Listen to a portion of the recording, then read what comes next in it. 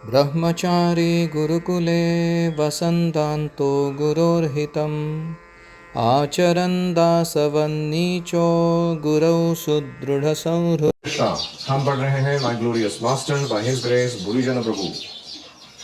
We are reading Melbourne 1976।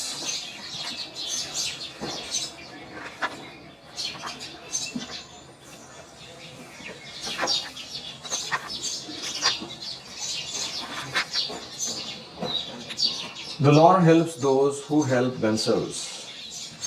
भगवान उनकी सहायता करते हैं जो अपनी स्वयं की सहायता करते हैं। A devotee asked Prabhupada for help, saying that he was not able to follow the 4 rules. एक भक्त ने प्रभुपाद जी से मदद मांगी, मैं 4 नियम पालन करने में थोड़ा अक्षम बन रहा हूँ, नहीं कर पा रहा हूँ। Prabhupada looked sternly at him. Prabhupada ji ने बहुत ही भेदक नजर से उनको देखा।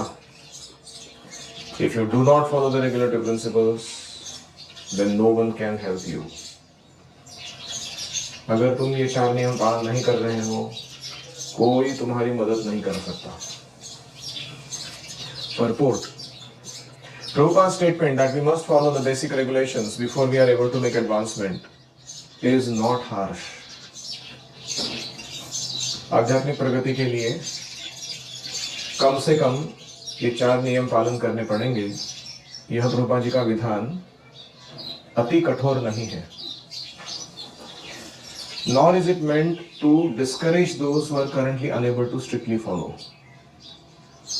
और जो अभी नहीं पालन कर पा रहे हैं, उनको निरुत्साहित, हतोत्साहित करने के लिए ये नहीं है। Sometimes when devotees stop following strictly, they become overtly critical.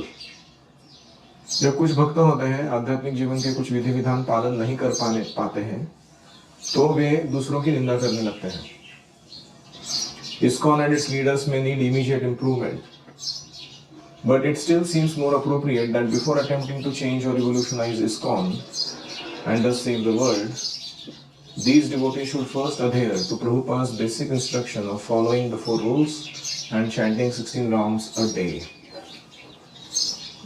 ISKCON को सुधारने के द्वारा जगत को उद्धार करने के प्रयास में लगने से पहले और ISKCON और इसके लीडरशिप को क्रिटिसाइज, निंदा करने से पहले हमें प्रभुपाद जी का जो मूल आदेश है 4 नियम 16 माला, इसको कठोरता से पालन करना होगा। इन शॉर्ट प्रभुपाद जी कह रहे हैं कि तुम अगर नियम पालन नहीं करते हो तो तुम्हें कोई मदद नहीं कर सकता। इसका सरल अर्थ है कि तुम आध्यात्मिक प्रगति नहीं कर पाओगे। और ये स्टेटमेंट लगने में कठोर लग सकता है कि कोई मदद नहीं करेगा, लेकिन ये सही है। ये ऐसा क्यों कह रहे हैं प्रभुपाद जी? क्योंकि वो चाहते हैं कि इसके गंभीरता को लोग समझें, ये 4 नियम पालन करना कितना महत्वपूर्ण है। प्रभुपाद हमको निरुत्साहित नहीं करना चाह रहे हैं, वो तो कहना चाह रहे हैं कि स्ट्रिक्ट बन जाओ। और कुछ भक्त होते हैं वो ISKCON और उनके भक्तों की या खास करके लीडर्स की निंदा करते हैं। ये GBC ऐसा नहीं कर पा रहे, वो टेम्पल टू ऐसा नहीं कर पा रहे। तो उन्हें वो क्रिटिसिज्म देने से पहले ये प्रश्न पूछना होगा कि क्या मैं खुद 4 नियम 16 माला बहुत व्रत लेकर अच्छे से पालन कर रहा हूं या नहीं। Any reflections?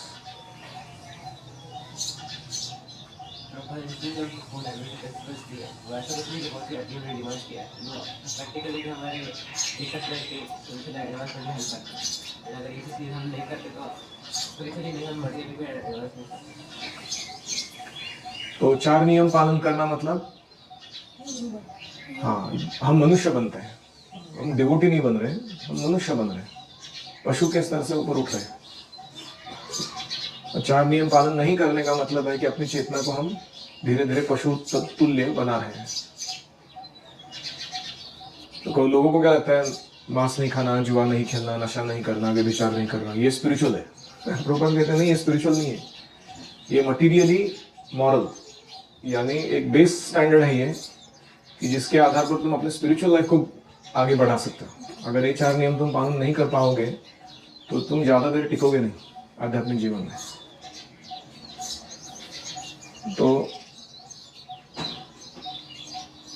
everyone should try to strictly follow this throughout his life or her life. और कोई? जो भक्ति है वो फॉलो लेकर देते हैं। गुरुकुल में जो बेसिक हमें भी हेल्प मांगनी चाहिए आध्यात्मिक गुरु से कि कृपया मैं इन चीज़ों को कर नहीं पा रहा हूँ, या मुझे ऐसे टेम्पटेशन या फियर, डर लग रहा है, या कुछ प्रलोभन आ रहा है, क्या करूँ। ये हेल्प मांगना अच्छा है वैष्णवों से। और कोई? दूसरों की निंदा करने से पहले अपने आप को सुधारने का प्रयास करना चाहिए। कभी कभी क्या होता है, गुरुकुल के सब भक्तगण जो है वो एक दूसरे को ही देख रहे हैं कि वो कब गलती कर रहे हैं, और जैसे ही वो गलती करता है तो क्या करते हैं, उसको फिर चिढ़ाते हैं या नीचा दिखाने का प्रयास करते हैं, उसका कंप्लेंट करा के उसको थोड़ा पनिशमेंट दिलवाते हैं। लेकिन ये प्रोसेस में हो क्या रहा है, कभी कभी वो दोष हमारे अंदर आ रहे हैं क्योंकि हम दोषों के ऊपर भी ध्यान कर रहे हैं। पर स्वभाव कर्माणि यह प्रशंसति निंदति स आशो भ्रश्यते स्वार्थात् असति अभिनिवेशतः। दूसरों के स्वभाव और एक्टिविटीज को अगर हम प्रशंसा या निंदा करते हैं तो हम अपने स्वार्थ से, कृष्ण भावना से भटक जाते हैं, क्योंकि हमारी चेतना को हमने असत वस्तु में लगाया हुआ है, टेम्पररी चीजों में लगाया हुआ है, सत वस्तु में नहीं लगाया है। तो इसलिए हमें प्रयास करना चाहिए कि अनलेस वेरी मच नीडेड दूसरों के दोषों का वर्णन, कथन, मेडिटेशन बंद कर दो।